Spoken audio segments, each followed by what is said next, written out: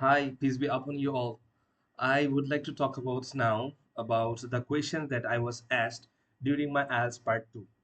In my previous video, I discussed about the questions that I was asked in my part 1, right?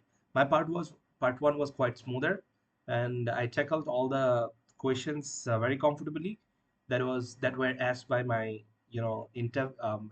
examiner. She was an Indian. She was quite friendly to me, and having a friendly examiner is a blessing, particularly in this sort of standardized test. So now I would like to talk about the question that I was asked in my IELTS Part 2. And for many people, IELTS Part 2 is quite challenging compared to Part 1, because in Part 1 you will be asked very general questions, normal questions. The examiners will ask you about your familiar things, right? Suppose your daily life, daily routine, your studies, your hobbies, all right, things that you love to do, books, something like that. But the Part 2 is a bit different, where you have to talk for 2 minutes, 1.5 to 2 minutes at a stretch without any pause. You cannot keep any pause here, right? So, what you would talk about there? What are the things that you would going to deliver in part two? The things that you would deliver for 2 minutes will be decided by examiner, right? Examiner will throw you a question. Examiner will throw you a statement. Examiner will throw you a prompt, right? She might ask you, or he or she might ask you many things, right?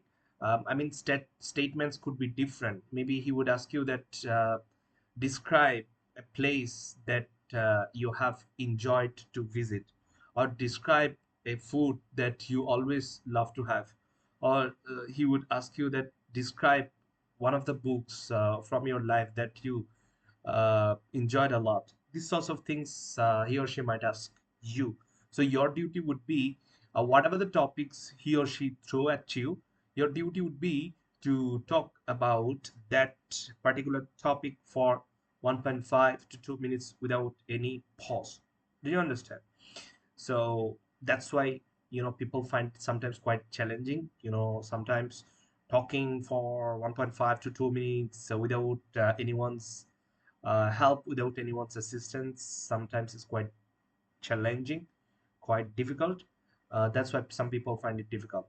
But for me, initially I was quite nervous, and finally, as my time started, I got smoother. I got comfortable.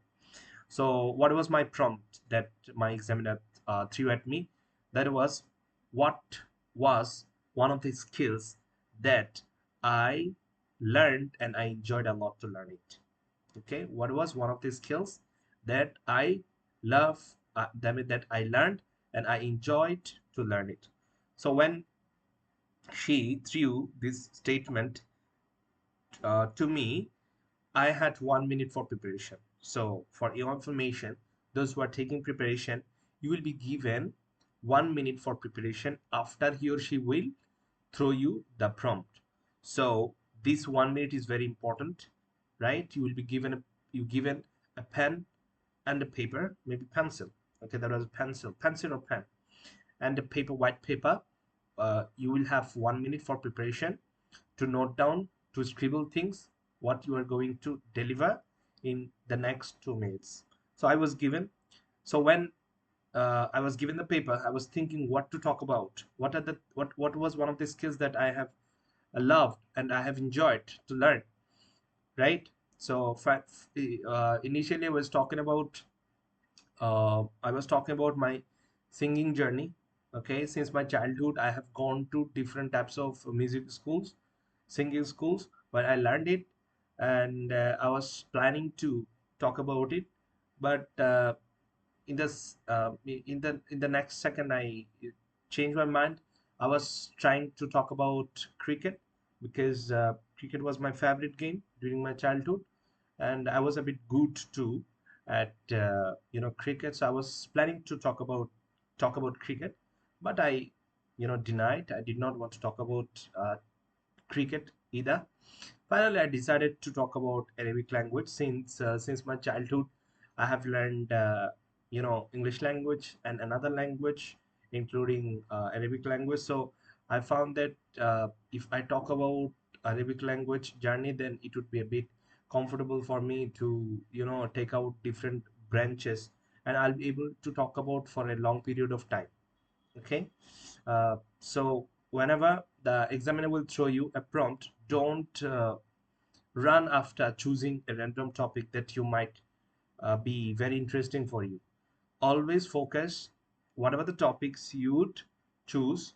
Just keep in mind that you have to talk about that thing for 2 minutes. You have to have enough information about the topic, okay, so that you can chain up, so that you can make it a bit longer, so that you can talk about many things about the topic. Did you understand? So I found that if I start talking about Arabic learning journey, I will have many information in my hand, right? So what I did, I started like you know uh, since my childhood, I have been very much fond of learning different languages, right? When I was in college, I started learning English language rigorously, and I found English language is very easier for me.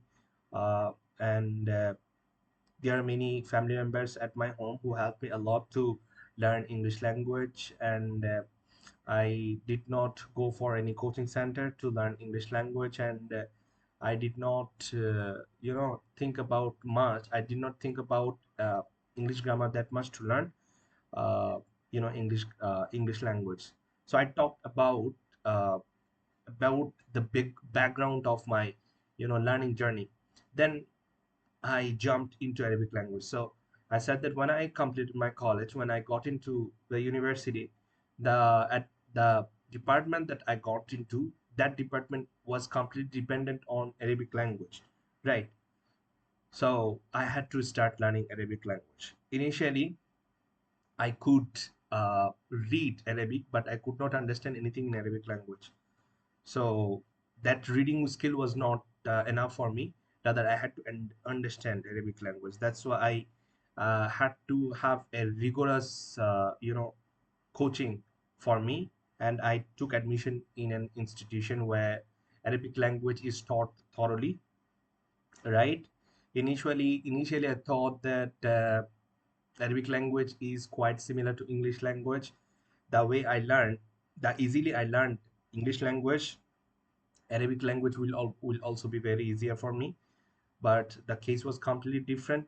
When I started learning, I found that this language is similar to mathematics. Particular, Particularly if I talk about Arabic grammar is just next to mathematics.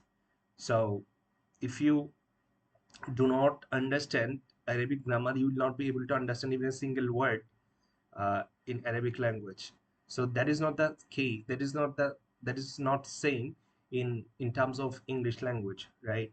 So I said that if I know about a little bit of English tense, then I am able to, make sentences, create sentences, and I had to just memorize some words in English language in order to communicate. I had to just know a little bit of tense, then I was good to go to start my journey immediately. But the case is completely different in terms of Arabic language. I had to go through very depth of Arabic grammar to understand it. So this is how I expanded. I said many other things. I said that when I had to learn it, I took suggestions of many people. I had many well wishers. Some people suggested different types of things. Some people suggested that from today you should start reading Arabic newspaper. Then I started newspaper. Found that the newspaper is not my type, because the things that are written, the way the newspaper are written, is completely alien to me, unfamiliar to me. They use very high level of vocabularies. They use high level of sentence structure. I was just like a minnow. I was just like a baby compared to Arabic newspaper. Then I gave it up, and some people suggested me to you know uh, memorize vocabularies only, don't care about grammar. That one also failed.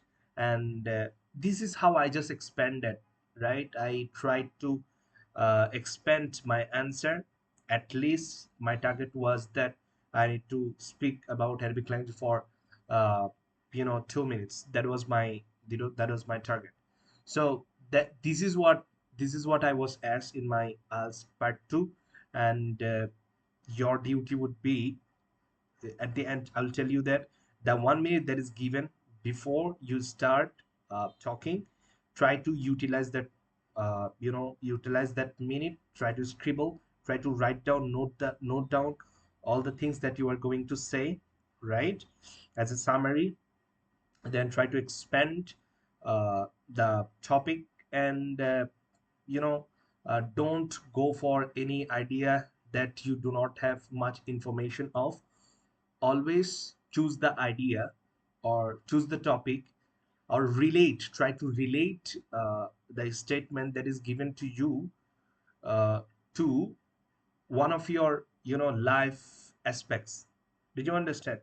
Always whatever the statements are given to you, whatever the questions are asked to you, try to relate the question to one of the aspects of your life. You would see that anyhow anyhow you will be able to relate the answer, I mean relate the question to one of the aspects of your life. Did you understand? Try to make a connection between the question and and the statement, I mean between the question and your life. Then you will definitely be able to crack, you will definitely be able to answer it, and you'll be able to talk about at least for 2 minutes. So that was the journey that I went through in terms of my part 2. I'm still learning how to be a good communicator. This is uh, one of the journeys that I shared. And yeah, see you soon again in the next video. Maybe next video I'll be talking about how was my part 3 IELTS. See you again. Bye bye.